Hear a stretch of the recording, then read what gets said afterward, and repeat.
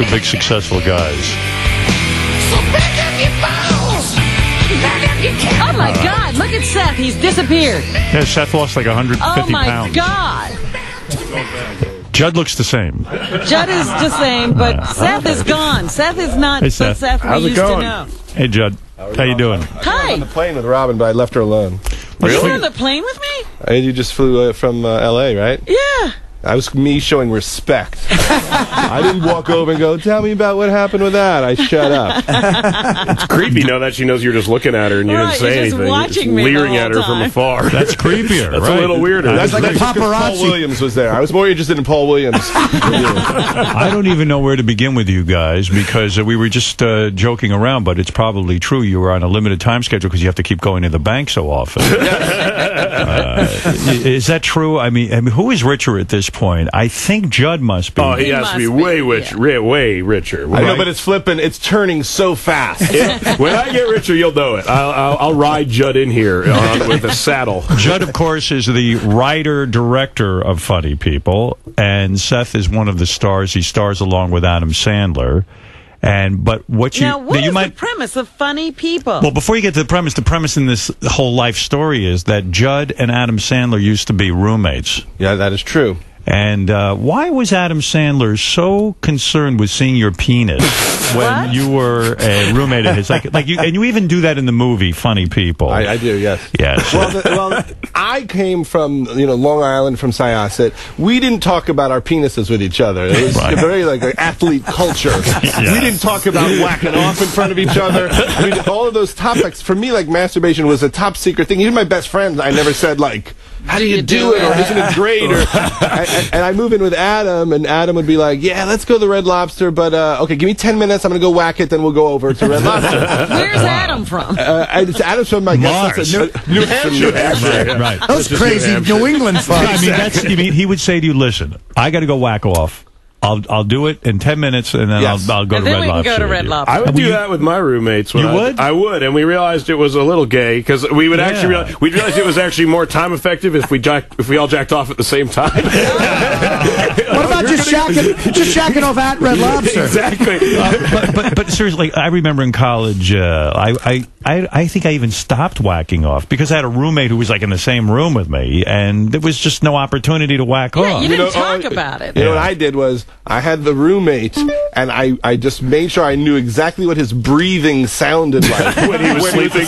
And I knew exactly his breathing, and I would whack off. And if he went, you got like, if he had a dream, I would stop. What college did you go to? I went to USC. USC. Yes. So Adam Sandler was not your roommate in college? No, he was at NYU. Right. But when we lived together, I mean, Why did you live together? Was this before Saturday Night Live for him? Adam, basically, when he was at NYU, he got on that show Remote Control with Colin Quinn. Right. And he was on The Cosby Show every once in a while. And Bud Friedman told him to move to California, and he would put him on at the Improv a lot. So, and I met him the day he moved to L.A., How did two guys hook up to be roommate? Like, was it like a roommate web service? Or it seems weird to me. I'm trying to really get to the bottom of it. I lived with Grandma Molly. My grandma lived in Beverly Hills. Right. And so I had never had an apartment in my life. And Adam lived with people who weren't really taking care of their end of the rent. Right. I don't think Alan Covert was paying the rent.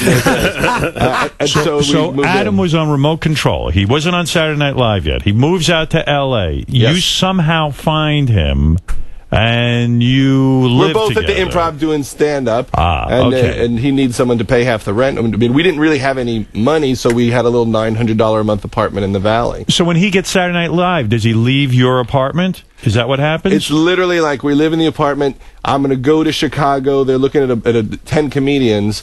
And then he says, I got this. I'm going to be in the cast of Saturday Night Live. And I thought, that doesn't make any sense because he's just a mumbler in a stand-up act. He doesn't do any impressions. He doesn't do any characters.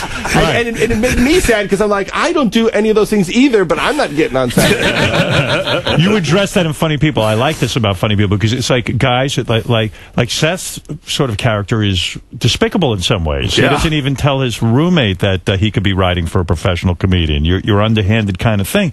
So this is what goes on. You're saying to yourself, fuck this guy. He's as bad as I am. Why should he be on Saturday Night Live? Oh, yeah. It's really hard to feel good for someone when they do well, I find. I'm with you. So Sandler goes off to Saturday Night Live, and you sit there and you say, wait a second, now he gets to be a big star. He starts to make movies. Yes. And you're still kind of, I mean, it's not that you're slouching off. I mean, you're doing some stuff. But did you ever get resentful of him that he didn't pick up the phone and call you and say, get me a writing job on Saturday Night Live? Well, it was the exact opposite of that. I knew from day one that Adam was going to be a superstar and that I had zero charisma, and it depressed me. And I would sit in an apartment and drink Southern Comfort and go like, why am I not an interesting person? Maybe because you were drinking Southern Comfort. Is Seth's character in Funny People you? Well, I used to think it was Seth, but now it's probably more Adam because he's the prick in the movie. But when he went there, you know, it was very exciting, and we would talk on the phone about sketches, and we'd try to help each other. And I remember I wrote my sketch packet, and I was like, I'm going to get this job, and I got to get it to James Downey to read my sketch packet. And it took forever to get him to read it, to get the job at SNL so I could join Sandler over there. And the day that Downey considered it, he was like, yeah, this stuff is pretty good. Rob Schneider was there, who's like one of my closest friends, and he goes, I don't think Judd's ready. Oh, God. And he cock-blocks me. Oh, that's fucked You up. got some really great friends. By Rob Schneider, nonetheless. Yeah, you're not ready. Is this vindication? I'm talking about all the success. I'm saying these movies are a gold mine. The ones that you've written, that you've directed. I mean, this is produced. Yeah. Now Rob Schneider probably calls you and goes, "Hey, I think you're ready." I'll give you some statistics on these movies. Judd's movies. Here we go. And I'm not even including, I'm not breaking down which one's Seth's in. Seth's in a lot of them and all that kind of stuff. But here, all of them, I believe. Yeah, all of them, maybe. Judd has either produced or helped write 10 movies, including Superbad, Pineapple Express, Forgetting Sarah Marshall, and You Don't Mess with the Zohan. As a director, Judd's films have grossed $258 million. As a producer, his films have grossed $964 million. Nice. It's very impressive. And Knocked Up earned $219 million at the box office worldwide with a $30 million budget. This is awesome. That's good. This is good. That's a good track record. Here's the thing I don't get. Yes. Katherine Heigl, who's in the movie, is now going around saying crappy things about the movie. She said in Vanity Fair about Knocked Up, she said the movie was sexist. It paints women as shrews and humorless and uptight. It's a little sexist. Why would you... Sounds realist. Would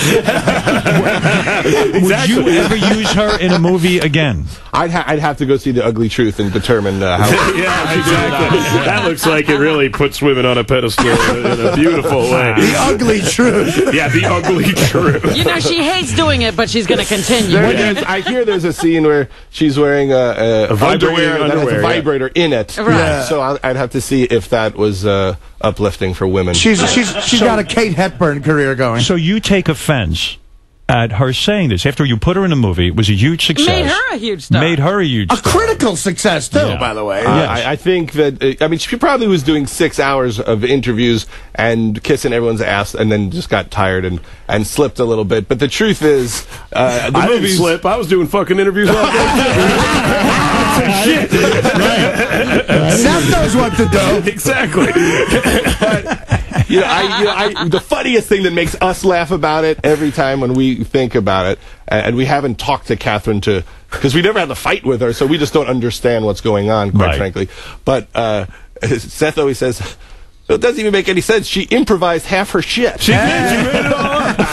I'm insulted that just the implication that a woman would fuck me is sexist. Like, that's what she said. Yeah, I know, really. It's sexist that a woman would even fuck you. What's her problem? But the point is, if you saw, like, you haven't seen her since making the movie, I guess. I have not. And you haven't spoken with her. No. If you ran into her somewhere, would you confront her? Would you say to her, gee, I'm a little shocked by some of the negative things you had to say about the experience of making the movie. Wouldn't you be a little freaked out? It all depends on how much coffee I had that day. Yeah. If I was fighting with someone else about something, I may handle it wrong. And if I'm in like total Buddha mood, I'd be like, I feel sad that she hasn't learned the lessons of her journey yet. It depends on how much Ayn Rand you read that day.